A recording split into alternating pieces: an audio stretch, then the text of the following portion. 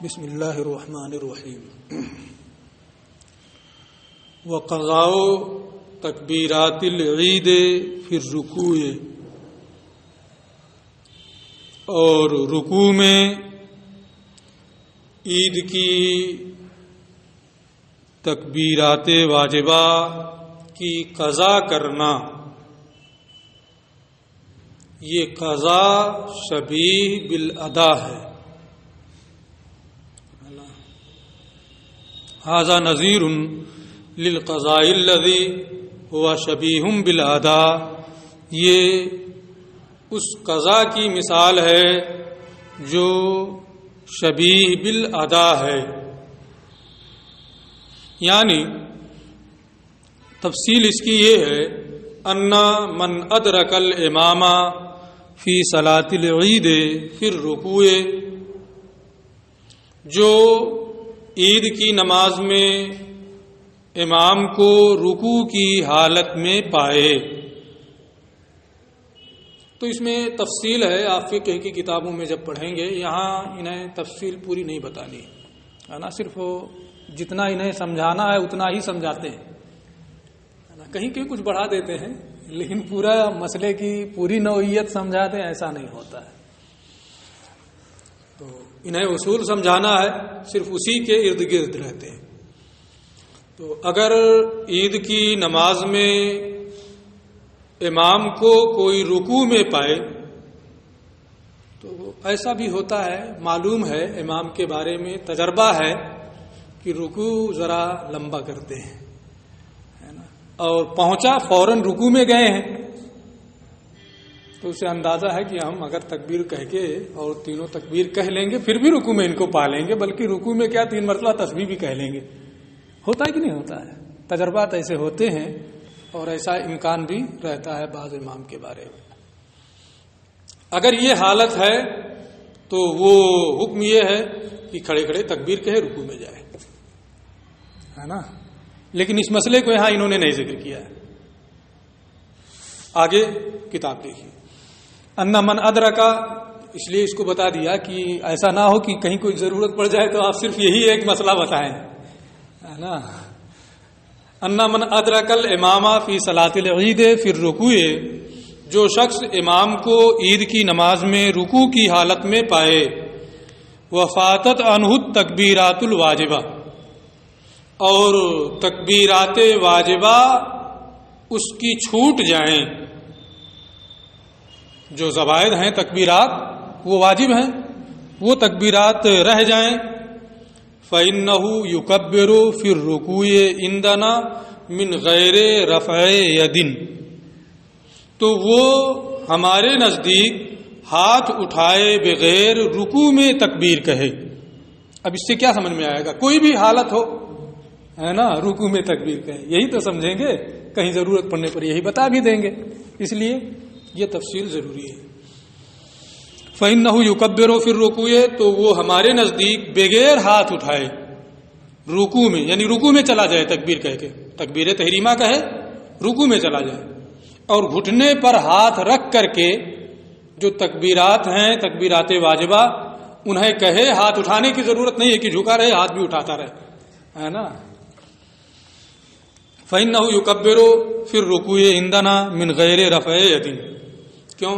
لِأَنَّ الرُّكُوعَ فَرْضٌ، کیونکہ رکوع کیا ہے؟ فرض ہے۔ وَالتَّكْبِيرَاتُ وَاجِبَةٌ، اور تکبیرات واجب ہیں، تو فَيُرَاعَى حَالُهُمَا عَلَى حَسْبِ مَا يُمْكِنُ، تو ممکن طریقے پر دونوں کی حالت کی رعایت کی جائے گی، جو فرض ہے اس کی بھی رعایت کریں گے، جو واجب ہے اس کی بھی رعایت کریں گے، ہے نا۔ فرض ہے اس لیے تکبیر تحریمہ کہہ کر کے رکوع میں جائے، رکوع میں گیا، تکبیرات واجب تھیں وہ چھوٹ گئی ہیں، تو رکوع ہی میں وہ تکبیر کہے۔ رہا ہاتھ اٹھانا، تکبیر تو واجب ہے اور ہاتھ اٹھانا یہ کیا ہے؟ سنت ہے۔ ایسے ہی گھٹنے پہ ہاتھ رکھنا رکوع میں یہ سنت ہے، تو ایک کو دوسرے کے بدلے میں نہیں چھوڑا جائے گا۔ جب دونوں سنت ہیں، ہے نا، گھٹنے پہ ہاتھ رکھے ہوئے ہے نا، یہ بھی سنت، ہاتھ اٹھانا یہ بھی سنت، رکوع کی حالت میں گھٹنے پر ہاتھ رکھنا یہ اس کے مقابلے میں قضا کے مقابلے میں زیادہ قوی بھی ہے. اس لیے گھٹنے پر ہاتھ کے رکھنے کو ترک کر کے ہاتھ اٹھائے نا، ایک سنت کو چھوڑ کر کے صرف دوسری سنت پر عمل کے لیے ایسا نہیں کرے گا. من غیر رفع ید، بغیر ہاتھ اٹھائے تکبیر کہے گا. جو واجب ہے اتنا کرے گا. تو ممکن طریقے پر دونوں کے حالت کی رعایت کی جائے گی. رکوع فرض ہے، تکبیر واجب ہے، دونوں کی رعایت کریں گے. وَأَمَّا رَفْعُ الْيَدِ فِي التَّكْبِيرَاتِ، اور تکبیر میں ہاتھ اٹھانا، وَوَضَعُهَا عَلَى الرُّكْبَتَيْنِ فِي الرُّكُوعِ، اور رکوع میں گھٹنے پر دونوں ہاتھ کو رکھنا، فَكِلَاهُمَا سُنَّةٌ، دونوں کیا ہیں؟ سنت ہیں. فَلَا يُتْرَكُ أَحَدُهُمَا بِالْآخَرِ، اس لیے ایک کو دوسرے کے بدلے میں نہیں چھوڑا جائے گا. ہاتھ اٹھانا ضروری نہیں ہے. اب یہ ضابطے پر آ رہے ہیں. وَهَذَا قَضَاءٌ مِنْ حَيْثُ الذَّاتِ، یہ ذات کے اعتبار سے قضا ہے، کیونکہ رکوع کا محل کیا ہے؟ تکبیر کا محل کیا ہے؟ قیام ہے نا. قیام من کل الوجوہ فوت ہو گیا. پورے طور پر کھڑے ہونا یہ نہیں اب پایا جا رہا ہے نا، ذات کے اعتبار سے اب اس کا محل نہیں ہے. وَهَذَا قَضَاءٌ مِنْ حَيْثُ الذَّاتِ، یہ ذات کے اعتبار سے قضا ہے. لِأَنَّ مَحَلَّهَا الْقِيَامُ، کیونکہ تکبیر کا محل جو ہے وہ رکوع سے پہلے قیام کی حالت میں ہے. وقد فاتا، اور قیام کا وقت ختم ہو گیا ہے. لَكِنَّهُ شَبِيهٌ بِالْأَدَاءِ، لیکن یہ ادا کے مشابہ ہے. کیوں ادا کے مشابہ ہے؟ لِأَنَّ الرُّكُوعَ يَشْبَهُ الْقِيَامَ، کیونکہ رکوع یہ قیام سے کے مشابہ ہے. کیسے اس کے مشابہ ہے؟ لِقِيَامِ النِّصْفِ الْأَسْفَلِ عَلَى حَالِهِ، آدھا ہی تو جھکا ہے، نصف اسفل جو ہے وہ قیام کی حالت میں ہے. تو لیکنہ شبیہ بالاداء، لیکن یہ قضا جو ہے ادا کے مشابہ ہے. لأن الرکوع، کیونکہ رکوع قیام سے رکوع قیام کے مشابہ ہے. لقیام النصف الاسفل علی حالہ، دوسرے آدھے کے اپنی سابقہ حالت پر قائم ہونے کی وجہ سے. ولأن، ایک تو وجہ یہ ہوئی کہ یہ قیام کے مشابہ ہے کیونکہ آدھا کھڑا. دوسری وجہ قیام کے رکوع کے قیام سے مشابہ ہونے کی یہ ہے، ان من ادرک الامام فی الرکوع، جو شخص امام کو رکوع میں پالے، فقد ادرک الرکعۃ من جمیع اجزائها، اس نے رکعت کو جمیع اجزاء کے ساتھ پا لیا. کیا کہیں گے کہ وہ رکعت اس کی چھوٹ گئی؟ نہیں، قیام نہیں پا رہا، قرات نہیں پا رہا، رکوع میں پایا، پھر بھی کیا کہا جاتا ہے؟ رکعت مل گئی.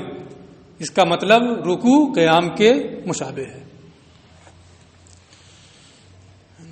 فقط ادرک الرکعۃ من جمیع اجزائها، اس نے اس رکعت کو اس کے تمام اجزاء قیام اور قرات کے ساتھ پا لیا. کیسے؟ تقدیراً، وہی چیز آ گئی، حکماً تقدیراً، یعنی شرعاً، شریعت نے یہ حکم دیا ہے، یہ حکم شرعی ہے کہ اگر کوئی امام کو رکوع کی حالت میں پا لیتا ہے تو وہ اس رکعت کو پانے والا شمار ہوتا ہے. قیام اور قرات تمام اجزاء کے ساتھ اس رکعت کو پانے والا ہوتا ہے. اگرچہ حقیقتاً یہ قیام کو پانے والا نہیں ہے، حقیقتاً پانے والا ہے، لیکن شرعاً تقدیراً حکماً وہ قیام کو پانے والا ہے اور اسے پوری رکعت کو پانے والا شمار کیا جاتا ہے. یہی میں کہہ رہا تھا پہلے.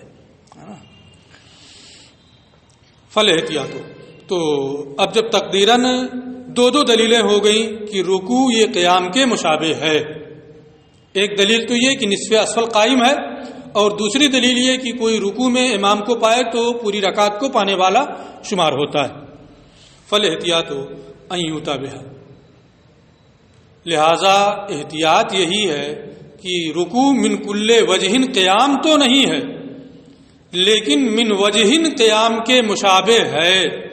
اور جب من وجہ قیام کے وہ مشابہ ہے تو رکوع کی حالت میں جو تکبیرات سابقہ ہیں، جو تکبیرات فوت ہو گئی ہیں، تکبیرات واجبہ، انہیں رکوع کی حالت میں ادا کرے۔ فل احتیاط ہو، لہذا احتیاط اسی میں ہے ان یوتا بہا کہ ان تکبیرات کو رکوع کی حالت میں وہ ادا کر لے ہاتھ اٹھائے بغیر۔ یہ تو ہمارا مذہب ہے جو مفتبع ہے اور راجح ہے۔ وَإِنْدَ أَبِي یوسف، اور امام ابو یوسف رحمۃ اللہ تعالی علیہ فرماتے ہیں لا تقضا، ان تکبیرات کی قضا نہیں، لا تقضا هذه التکبیرات، ان تکبیرات کی قضا نہیں کی جائے گی رکوع میں، لأنه قد فات محلها، کیونکہ ذات کے اعتبار سے اس کا محل فوت ہو چکا ہے۔ کما لا تقضى القراءۃ والقنوت فیہ، جیسے کہ قراءت اور قنوت کی تکبیر نہیں کی جاتی، کا اعادہ نہیں کیا جاتا۔ اگر کوئی رکوع میں امام کو پائے، رمضان کے مہینے میں وتر پڑھ رہے ہیں، آخری رکعت کے رکوع میں امام کو کوئی پایا تو کیا اس سے کہیں گے کہ دعائے قنوت پڑھو؟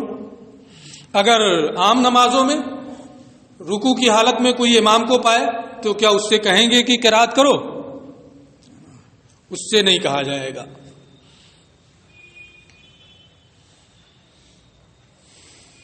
تو اس پر قیاس کرتے ہوئے امام ابو یوسف رحمۃ اللہ تعالی علیہ یہ فرماتے ہیں کہ جس طریقے سے قرات اور قنوت کی قضا نہیں کی جاتی ہے، ایسے ہی رکوع میں تکبیرات واجبہ کی قضا نہیں کی جائے گی۔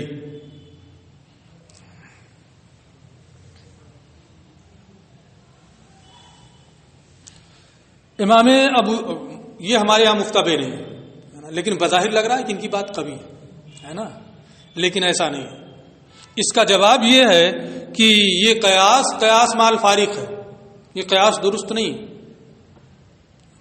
رکوع میں قرات اور قنوت یہ مشروع ہی نہیں ہے، لیکن رکوع جاتے ہوئے تکبیر، رکوع سے اٹھتے ہوئے تکبیر یہ مشروع ہے۔ تو جو چیز رکوع میں مشروع ہے اس کے کرنے کا حکم دیا جائے گا، یعنی تکبیر کے کہنے کا حکم دیا جائے گا، اور جو چیز رکوع میں مشروع ہی نہیں ہے، قرات اور قنوت ہے نا، اس کے کرنے کا حکم نہیں دیا جائے گا۔ یہاں آپ جو چیز مشروع ہے اسے غیر مشروع پر قیاس کر رہے ہیں، اس لیے یہ قیاس مال فارق ہے۔ راجح وہی ہے کہ رکوع کی حالت میں عیدین کی تکبیر کا اعادہ وہ کرے گا۔ ٹھیک ہے، یہ بات یہاں پوری ہو گئی۔ وہ وجوب الفدیۃ فی الصلاۃ للاحتیاط، ایک آیت کریمہ اس سے پڑھے ہیں علی الذین، اس سے پہلے پڑھے ہیں علی الذین یطیقونہ فدیۃ طعام، ہے نا، جو لوگ طاقت نہیں رکھتے ہیں روزہ رکھنے کی وہ فدیہ دیں روزے کا۔ لیکن کوئی نماز نہیں پڑھا اور نماز کا فدیہ، اس پر تو کوئی نص نہیں ہے نا۔ لیکن اس کے باوجود ہمارا مذہب یہ ہے کہ کوئی انتقال کر رہا ہے، اخیر وقت میں اس نے اپنے وارثین کو وصیت کی کہ میری اتنی نمازیں چھوٹی ہوئی ہیں ان کا فدیہ دے دینا، تو فدیہ دینا واجب ہے، نماز کا فدیہ دینا بھی واجب ہے۔ یہ کہتے ہیں کہ یہ تو غیر معقول پر قیاس کرنا ہو رہا ہے، روزے میں فدیہ یہ غیر معقول ہے نا، قضا بمثل غیر معقول ہے، اور جو چیز غیر معقول ہوتی ہے وہ اپنے مورد کے ساتھ منحصر ہوتی ہے، اس پر کسی دوسری چیز کو قیاس کرنا صحیح نہیں ہوتا ہے۔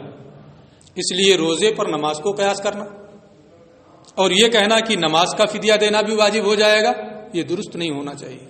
یہ کہتے ہیں یہ قیاس نہیں ہے، جواب دے رہے ہیں، بلکہ احتیاط کی بنیاد پر یہ حکم دیا گیا ہے کہ وہ نماز کا فدیہ بھی دے دے۔ ممکن ہے کہ اللہ قبول کر لے نا، تفصیل کتاب میں آ رہی ہے۔ وہ وجوب الفدیۃ فی الصلاۃ للاحتیاط، اور نماز میں فدیہ کا واجب ہونا یہ احتیاط کی وجہ سے ہے۔ جواب سوال مقدر، یہ ایک سوال مقدر کا جواب ہے۔ تقریرہ، اس سوال کی وضاحت اور تفصیل یہ ہے، ان الفدیۃ فی الصوم للشیخ الفانی، شیخ فانی کے لیے روزے کا فدیہ، جو طاقت نہیں رکھتا ہے اس کا روزے کا فدیہ دینا، لما کانت ثابتۃ بنص غیر معقول، جب یہ نص غیر معقول سے ثابت ہے، یہ عقلی چیز نہیں ہے، عقل اس کی کوئی وجہ نہیں سمجھ پا رہی۔ لما کانت ثابتۃ بنص غیر معقول، جب یہ نص غیر معقول سے ثابت ہے، ینبغی ان تقتصروا علیہ، تو اس کو اسی پر منحصر کرنا چاہیے کہ یہ اسی کے ساتھ خاص رہے گا، ولم تقیسوا علیہ، اور اس پر قیاس نہیں کرنا چاہیے، مماتا، اس شخص کو جو مر جائے، وہ علیہ صلوات، اور اس پر اس کے ذمہ میں نمازیں ہوں، یعنی فدیہ شیخ فانی کے لیے نص غیر معقول سے ثابت ہے، تو اس پر یہ حکم اسی کے ساتھ خاص ہونا چاہیے، اس پر اسے قیاس نہیں کرنا چاہیے کہ جس پر کئی نمازیں باقی ہیں اور اس کا انتقال ہو گیا، اس نے نماز کا فدیہ دینے کی وصیت کی، تو وارثین پر اس کا فدیہ دینا واجب ہو جائے روزے کی طرح سے، ہے نا۔ اس نماز کو اس روزے پر قیاس نہیں کرنا چاہیے۔ ما انکم قلتم، باوجود کہ آپ لوگ یہ کہتے ہیں، انہ اذا ماتا، کہ جب کوئی شخص انتقال کر جائے، وعلیہ صلوات، اور اس کے ذمہ میں نمازیں ہوں، واوصى بالفدیۃ، اور وہ فدیہ کی وصیت کر جائے، یجب علی الوارث، یہی مسئلہ ہے، یہی مفتابع بھی ہے، تو وارث پر واجب ہے ان یفدیہ، کہ وہ فدیہ دے، بعوض کل صلاۃ، ہر نماز کے عوض، اتنی مقدار میں جو ہر روزے کے عوض دیتا ہے نا، یعنی ہر روزے کا جو فدیہ ہے 2 کلو 47 گرام گیہوں وغیرہ، اسی طریقے سے ہر نماز کا، یہ نہیں کہ دن کی نماز کا اتنا فدیہ، رات کی نماز کا اتنا فدیہ، ہے نا، ہر نماز، 5 وقت کی نمازیں ہیں، وتر بھی ہے، تو 6 فدیے ہو جائیں گے ایک دن کے، ہے نا۔ تو واجب ہے وارث پر کہ وہ ہر نماز کے عوض اتنی مقدار میں فدیہ دے جو ہر روزے کا فدیہ دیتا ہے، یہی مذہب راجح ہے کہ ہر نماز کے عوض فدیہ دینا ہے، ایک دن کی نماز کا ایک فدیہ یہ نہیں ہے۔ اچھا، تو اب ہوا کیا کہ نص غیر معقول پر قیاس کیا جا رہا ہے کہ جیسے روزے میں ہے ایسے ہی نماز میں بھی ہے، اور نص غیر معقول پر قیاس درست نہیں ہے، لہذا یہ نماز میں بھی فدیہ دینے کا حکم دینا قیاس کر کے یہ صحیح نہیں ہوگا۔ فاجابہ، اس کا انہوں نے یہ جواب دیا، بأن وجوب الفدیۃ فی قضاء الصلاۃ للاحتیاط، کہ قضا نماز میں فدیہ کا واجب ہونا یہ احتیاط کی وجہ سے ہے، لا للقیاس، یہ قیاس کی بنیاد پر نہیں ہے، احتیاطاً ہم یہ حکم دیتے ہیں کہ نماز کا فدیہ دینا جب وہ وصیت کر کے گیا ہو تو واجب ہے، اور اس کی تفصیل یہ ہے، وذالک، اور اس کی تفصیل یہ ہے کہ روزے کا جو فدیہ ہے، جس آیت کریمہ سے یہ ثابت ہوتا ہے کہ روزے کا فدیہ دینا ہے، اس کی علت میں 2 احتمال ہیں۔ ایک تو یہ احتمال ہے کہ اس کی علت یہ ہے کہ وہ روزہ رکھنے سے عاجز ہے، اس لیے فدیہ دے، یعنی علت روزے کے ساتھ خاص ہو، روزہ رکھنے سے عاجز ہے اس لیے فدیہ دے۔ دوسری چیز یہ ہے کہ علت کوئی ایسی چیز ہو جو روزے کو بھی شامل ہو اور اس جیسی دوسری چیز کو بھی شامل ہو، یعنی فدیہ دینے کا جو حکم ہے، روزے کے فدیہ دینے کا جو حکم ہے، وہ اس کی علت یہ ہے کہ وہ عبادت مقصودہ بدنیہ کی ادائیگی سے عاجز ہے، اس لیے اسے فدیہ دینے کا حکم دیا گیا ہے نا۔ اگر پہلی علت ہو کہ روزہ رکھنے سے عاجز ہے اس لیے روزے کا فدیہ دینے کا حکم دیا گیا، اس صورت میں یہ حکم نماز میں جاری نہیں ہوگا. لیکن اگر اس بنیاد پر روزے میں فدیہ دینے کا حکم ہے کہ وہ عبادت بدنیہ مقصودہ ہے، وہ اس سے عاجز ہے عبادت بدنیہ مقصودہ کی ادائیگی سے، اس لیے فدیہ دے، تو نماز بھی عبادت مقصودہ بدنیہ ہے بلکہ روزے سے اہم ہے نا، اس لیے اس میں بھی فدیہ دینے کا حکم ہوگا. تو یہاں دو چیزیں ہیں. ایک علت کا تقاضا یہ ہے کہ روزے نماز کا فدیہ دینا صحیح نہیں.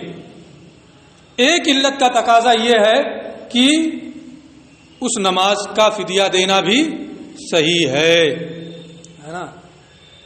تو اب ہم نے دوسری والی علت کو لیا احتیاط کے لیے ہے نا. ہم نے دوسری علت کو لیا ہے احتیاط کی بنیاد پر کہ یہ علت بھی ہے، اس لیے اس کو لیا جائے. ممکن ہے کہ اللہ تعالیٰ قبول کر لے اور بندے کو رہائی مل جائے ہے نا. تو یہاں قیاس نہیں ہے بلکہ دو علتیں ہیں. ان دونوں میں سے جو احوط ہے، جس میں احتیاط زیادہ ہے، ہم نے اس کو اختیار کیا ہے. وذالک، اس کی تفصیل یہ ہے لأن نص الصوم، روزے کی جو نص ہے، روزے کی فدیہ کی جو آیت ہے، یحتمل ان یکون مخصوصا بالصوم، ممکن ہے کہ اس کی علت روزے کے ساتھ ہی خاص ہو، یعنی روزہ رکھنے سے وہ عاجز ہے اس لیے اسے فدیہ دینے کا حکم دیا گیا.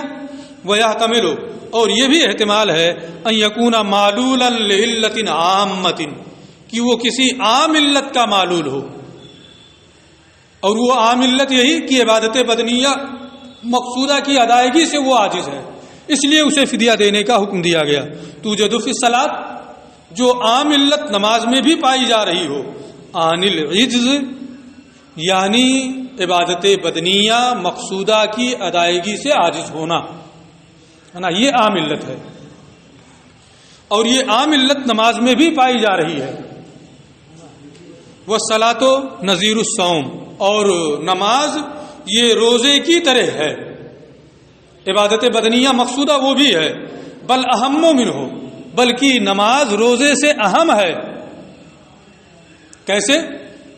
نماز یہ فی حد ذات ہی عبادت مقصودہ ہے،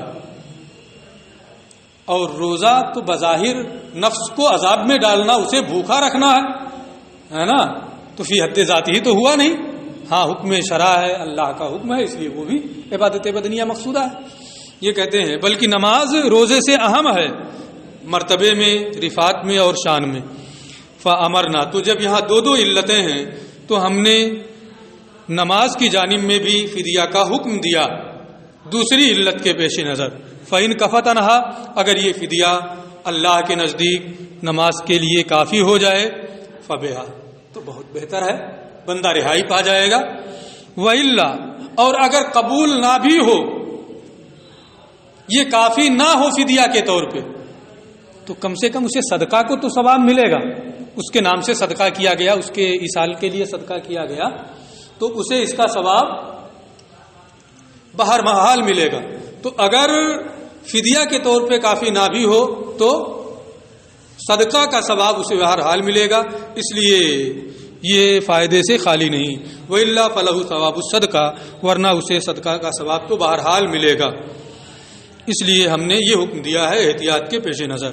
وَلِهَذَا، یہی وجہ ہے کہ امام محمد نے زیادات میں فرمایا تجزیہ انشاءاللہ، نماز کا یہ فدیہ دینا اگر اللہ چاہے تو اس کے لیے کافی ہوگا. جو قیاسی مسائل ہوتے ہیں وہ مشیت پر معلق نہیں ہوتے، اگر چاہے اللہ تو ایسا ہو جائے گا. تمام چیزیں مشیت الہی سے معلق ہیں ہے نا، لیکن جو مسائل ہوتے ہیں نص قطعی سے ثابت ہے نماز پڑھنا، اگر اللہ نے چاہا تو نماز پڑھیں گے. کیا پڑھیں؟ اگر اللہ نے حکم دیا ہے صاف صاف ہے نا، تو پھر اس میں یہ کیا، اگر اللہ چاہے گا تو نماز پڑھیں گے ہے نا. اللہ نے اگر چاہا نہ ہوتا، اس کی مشیت نہ ہوتی تو حکم کیوں دیتا. تو جو قیاسی مسائل ہوتے ہیں، صریح مسائل ہوتے ہیں، قطعی مسائل ہوتے ہیں، ان کو مشیت پر معلق نہیں کیا جاتا. امام محمد نے یہاں کیا کہا؟ تجزیہ انشاءاللہ، اگر اللہ چاہے تو یہ کافی ہوگا. اس کا مطلب کہ یہ احتیاطی ہے، قیاس کے طور پہ نہیں. والمسائل القیاسیہ لا تعلق بالمشیہ قط، اور قیاسی مسائل جو ہوتے ہیں وہ مشیت سے کبھی متعلق نہیں ہوتے ہیں. کما اذا تطوع به الوارث فی قضاء الصوم من غیر عیساء نرجو القبول منه ان شاء اللہ تعالی فقضا. جیسے ہے نا روزے کا فدیہ دینا یہ واجب کب ہے؟ جب مورث وصیت کر جائے کہ میرا 10 روزہ چھوٹا ہوا ہے، اس کا فدیہ دے دینا، تو وارث پر کیا ہے؟ واجب ہے فدیہ دے. لیکن وہ وصیت نہیں کر کے گیا، وارث بطور خود اس کی جانب سے فدیہ دے رہا ہے، تو اس صورت میں بھی اللہ کے فضل سے امید ہے کہ قبول کر لے اور بندہ رہائی پا جائے. جیسے بغیر وصیت کے جب بطور خود وارث دے رہا ہو اور روزے میں امید ہے کہ اللہ قبول کر لے، ایسے ہی نماز میں بھی یہ امید ہے کہ اللہ اسے قبول کر لے گا اور بندہ رہائی پا جائے گا. جیسے جب کوئی بطور خود جیسے کہ جب وارث بطور خود فدیہ دے روزے کی قضا میں مورث کی وصیت کے بغیر نرجو القبول منہ، تو ہم اس کی قبولیت کی امید رکھتے ہیں اگر اللہ چاہے. فقضا ھذا، تو اور یہی حال نماز کا بھی ہے. ہمیں اللہ کے فضل سے امید ہے کہ وہ اس کے اس فدیے کو قبول کر لے گا اور وہ رہائی پا جائے گا.